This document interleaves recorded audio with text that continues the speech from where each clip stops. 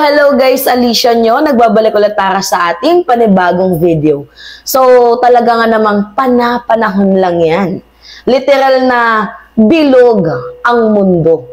Kung noon, hinahatulan nila former President Duterte itong si Leila de Lima ng samut-saring akusasyon na mga fabricated, gawa-gawa lamang dahil tingnan ninyo kung totoo yung mga accusation sa kanya, abay, nagarantisado na sana ang pagkakulong ni de Lima, ngunit makikita ninyo, malayang-malaya itong si former Senator and Attorney Leila de Lima, ano kaya ang feelings ng mga Duterte na yung kanilang niyuyurak ang pagkatao noon, sinisira ang pagkatao noon, kahit yung kanyang pagkababae ay magiging prosecutor po. Dito nga po sa magaganap na impeachment laban kay Vice President Sara Duterte. Alam niyo yung sinasabing may times talaga na nasa taas ka, may times talaga na nasa ilalim ka.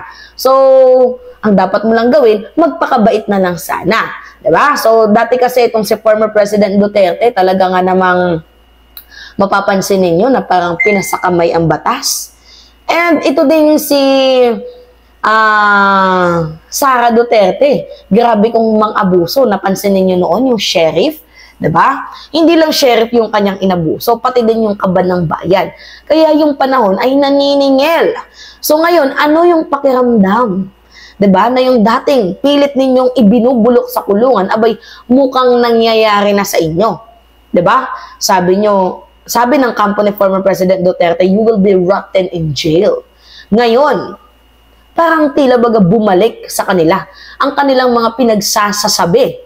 Diba? Yung you will be rotten in jail, tapos tingnan nyo, nasa International Criminal Court na ngayon, itong si former President Duterte, at meron pong dinidinig na kaso sa crimes against humanity na meron pong 8,000 pages at humigit kumulang 15 hours na video clip. Diba? Na patunay patungkol po sa kanyang mga ginawang kasalanan. And now, dito naman sa pagkakataong ito, naging House prosecutor pa itong si Leila de Lima ang magpo-prosecute dito nga po kay Vice President Sara Duterte. So alam niyo naman yung gawain ng prosecutor, no? Sila po yung magdidiin, magdidikdik at magpapatunay, magbibigay ng sandamakmak na ebidensya na kung saan itong si Vice President Sara Duterte ay dapat nga pong ma-impeach. Dahil po makikita ninyo sa article of impeachment, talagang sukdulan po ang ginagawang pagnanakaw ni Vice President Sara Duterte sa kaban ng bayan at mismong pagtitreat niya dito sa ating presidente, sa ating First Lady, at dito nga po kay House Speaker Martin Romualdez. So ngayon, ano yung pakiramdam na yung dating niyuyurak lamang ninyo ang pagkatao, abay, isa pala sa magpo-prosecute sa inyo ngayon. At mukhang hindi rin malabo na pagdating ng panahon, isa si de Lima din sa magtitistigo at pupunta, lilipad siguro, I think, papunta nga po ng dahig ng the Netherlands para nga po mag-testify dito nga po sa crimes against humanity, sa war crimes ni former President Duterte, dito nga po sa kanyang madugong war on drugs. Alright, so ngayon mga minamahal, meron akong ipapanood na short clip lamang na kung saan tinawagan ni House Speaker Martin Romualdez itong si Leila de Lima. At alam nyo kung ano yung nakakataba dito ng puso. Like, literally parang nagkakaroon na ng unifying leadership at ang tangi lang nating kalaban ay yung mga DDS. Alam nyo yung mga kakamping, sobrang tuwa dito nga po sa administrasyon ni PBBM. Alam nyo kung bakit? Dahil nakahinga sila. Diba? Paano nakahinga? Yung dating ginigipit nila, ngayon mayroon ng freedom. Katulad ni Leila de Lima, iniipit, ginigipit. Pero ngayon, kahit tirahin man nila yung administrasyon, kung ano, pumitik man sila doon, walang sinasabi si PBBM. Walang sinasabi ang gobyerno. Diba? Nananatili pa din yung press freedom ng bansa. Walang iniipit and also walang ginigipit. Nasa critical thinking lang yan ng mga DDS na iniipit sila, ginigipit sila, kasi hindi sila napapagbigyan sa kanilang mga kagustuhan. Diba? So ngayon, panoodin natin to mga minamahal. Ngayong hapon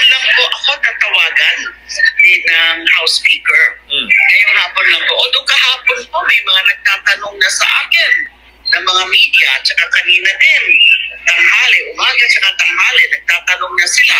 Kasi parang kumakalat na yun na kami daw ni Attorney Jel Jokno ay magiging part of the prosecution panel. So yung naging sagot ko lang ng mga unang tanong ay sakasakaling kausapin ako tungkol dyan, I will give it a very serious thought and consideration. So ngayon nga po na. At lalo pat alam niyo naman na dating naging Department of Justice Secretary itong si former Senator and Attorney Leila de Lima. So why not? Diba? Bakit hindi sa kanya ibigay yung pwestong pagiging panelist para nga po dito sa pagpo-prosecute dito kay Vice President Sara Duterte? Now, ang punto dito, yung mga senador, papakinggan kaya ng mga senador itong si Vice President itong mga prosecutor na magpo-prosecute kay Vice President Sara Duterte. So, okay, magiging isa sa mga alas itong si de Lima, and hoping sana yung mga senador ay hindi maging bias.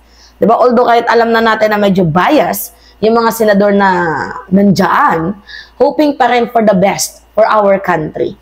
Na sana magtagumpay ang kapayapaan, magtagumpay ang magandang plano na hinahangad sa ating bayan at hindi puro kadiliman, kasamaan ang nangingibabaw. Nakatanggap ako ng tawag.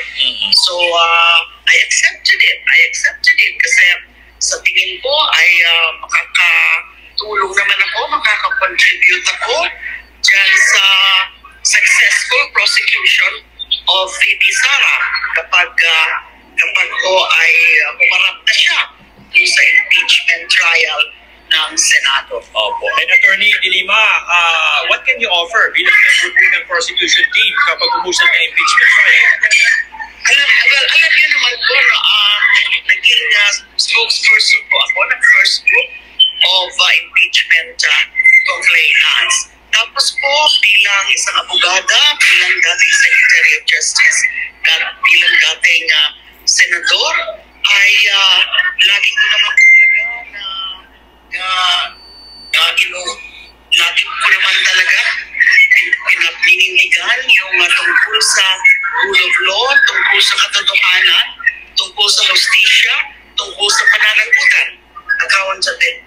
Yan yung wala sa kanila, sa mga DDS, yung tinatawag na rule of law, accountability, due process. Wala yan sa mga DDS. Kapag gusto nilang tirahin yan, titirahin nila. Ganon sila mga minamahal. Alright, continue tayo.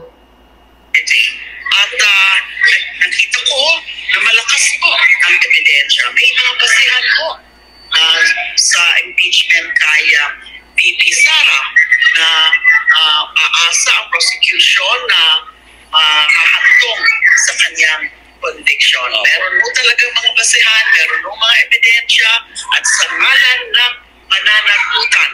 Kaya nga po, pumayag ako. Kasi lagi naman po yun ang aking pinaninindigan tungkol sa katotohanan, tungkol sa justisya at pananagutan.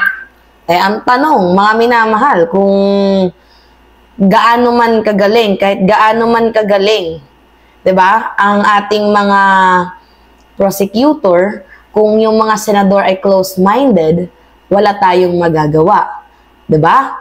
Na kung yung boto nila is no, anong magagawa natin dyan? Kaya ang gusto ko lang sanang mangyari, na wag sanang maging bias. Pakinggan ninyo yung boses ng House panelist, ng mga prosecutor. Pakinggan ninyo nang sa gayon, malinawan kayo na ganito yung pagkakasala na ginawa ni VP Sara Duterte. Wag naman sanang umabot sa pagiging fanatiko.